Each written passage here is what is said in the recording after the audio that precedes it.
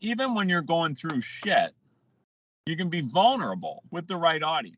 You don't want to get up in front of a group of 100 people and tell them all the shit you're going through, right? But you may have 5 people that are your board of directors or your close friends or your whatever that you can tell that might help lift you up, might give you some other perspectives, whatever. So I think it's just when you're going through it. When you've been through it, I think you can tell 1,000 people or 10,000 people, right? And because this is how you got through it. But when you're in it, I think that's where if you're vulnerable with the wrong audience or too big of an audience, that can take you down a rung in people's perspective of your leadership. Welcome to another session of Inside Outlooks, where we know that personal growth is an inside job. How we think, what we think, and why we think it, or what determines our level of success and happiness. It's time to take a look inside to change the world around us. With Dave Gorham. See him smiling, I'm happy. I've been cranky the last few days. I don't know what it is, but I've been cranky. Can you be too vulnerable? Can you be too vulnerable? If you're too vulnerable as a leader, you could lose people's respect. Those that you lose, fuck them, but you know what I mean. I mean, does too much vulnerability show weakness? That's the question that comes to mind. Well, I think sometimes people look up to you because you've got something they don't, right? And so if all of a sudden you show you've got more of what they don't want, then maybe they don't want to follow you anymore, right? Yeah.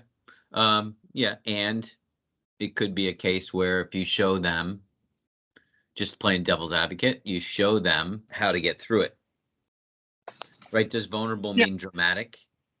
I think it can be. Well, but it also can be benign to a certain extent, right? It doesn't have to be dramatic. It can just be factual. I'm reminded of, I had this kind of pseudo client that I gave away coaching, right? And she was going through a lot. She'd been through some serious abuse in her life, like physical, sexual, I think, abuse and some other stuff. And, she was better, but she's still working through it, right? And she just wasn't in a place for coaching yet, in my estimation, right? And I said, it's like, imagine, because she really wanted to help people with what she'd been through. And I said, so what I see is, imagine you're doing a TED Talk. You tell what you've been through. You tell who you are today.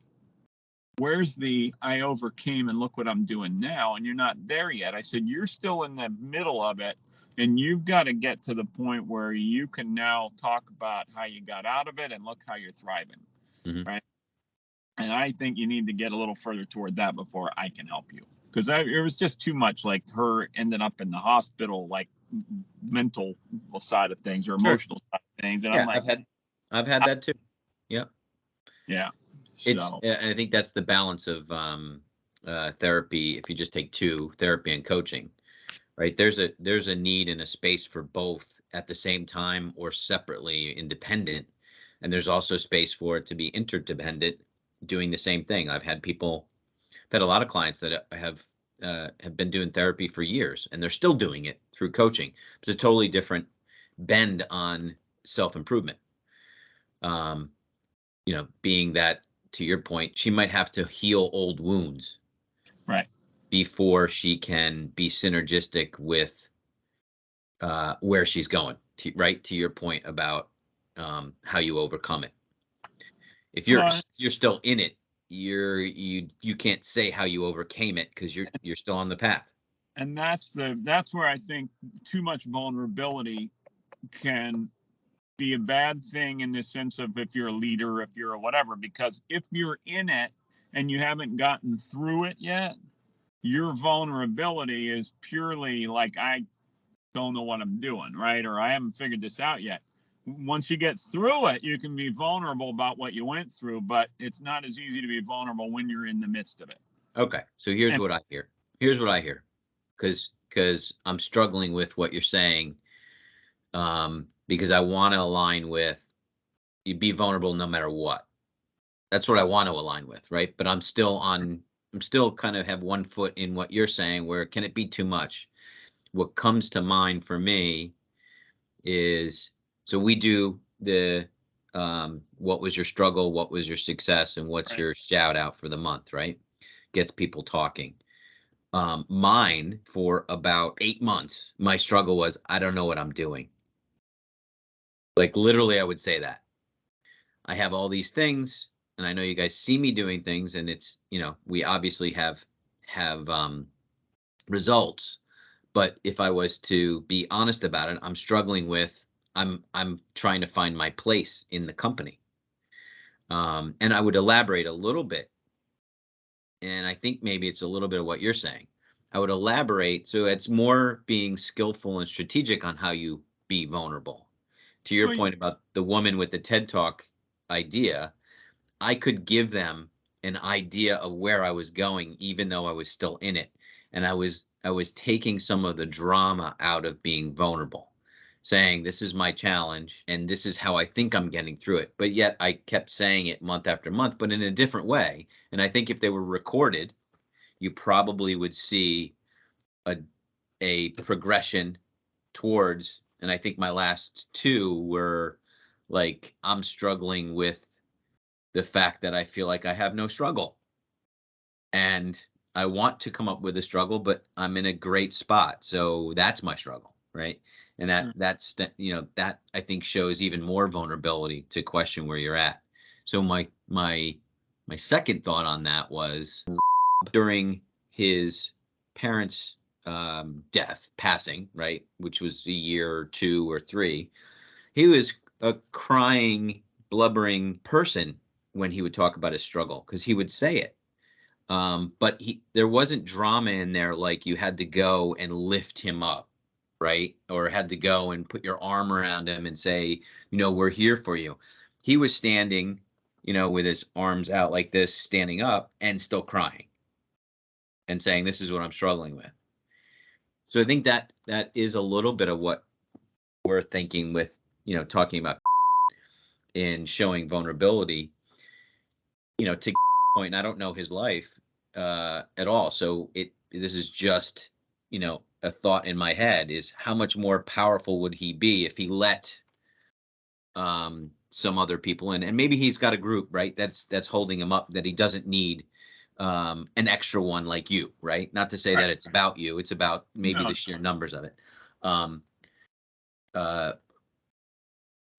my thought is like, if he was vulnerable with you, what magic would happen in that for him? Seen a little of that because he has been a little bit when we're in person and things, right? And Yeah, we're becoming really close friends or whatever. And yeah, because I know he doesn't do that. He has a bishop of his whatever they call it in the Mormon church, which yeah, is a big job. Like everybody comes to him for things, right? yeah, yeah, For problems. And then then he's got his family of whatever, 5 kids and the grandkids and all that stuff going on. And that's before you even get to coaching any of that stuff, right? right. So Which is just another family.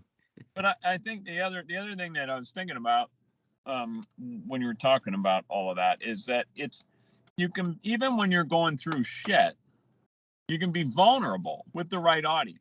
Yeah, You don't want to get up in front of a group of 100 people and tell them all the shit you're going through, right? But you may have 5 people that are your board of directors or your close friends or your whatever, that you can tell that might help lift you up, might give you some other perspectives, whatever. So I think it's just when you're going through it. When you've been through it, I think you can tell 1,000 people or 10,000 people, right? And because this yeah, is how you got through it. But when you're in it, I think that's where, if you're vulnerable with the wrong audience or too big of an audience, that can take you down a rung in people's perspective of your leadership. leadership. Right, Right. right.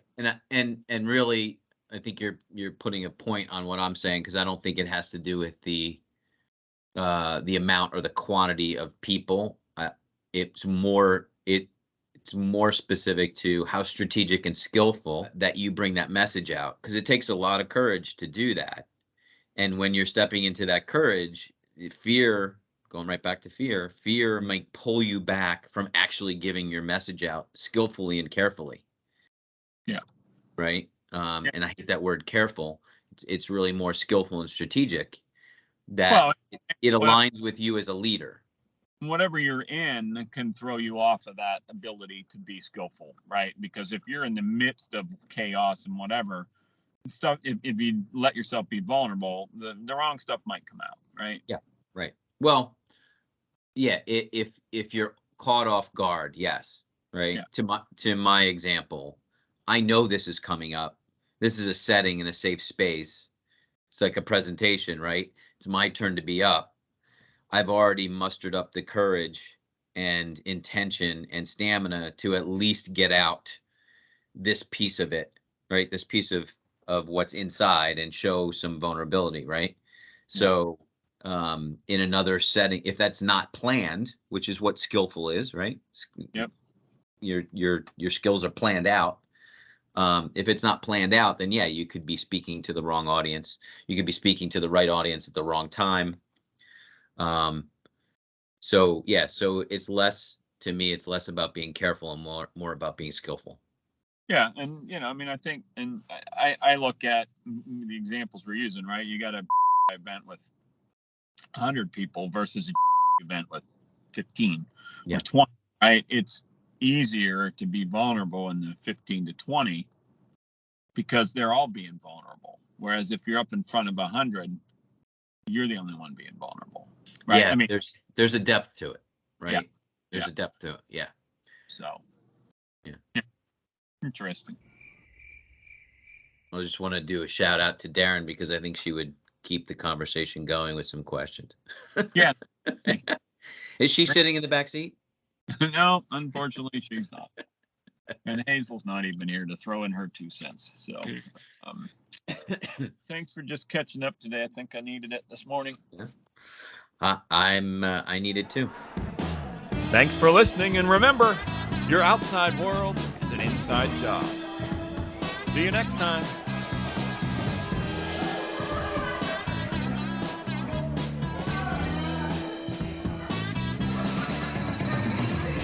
Hey, can we get some more over here?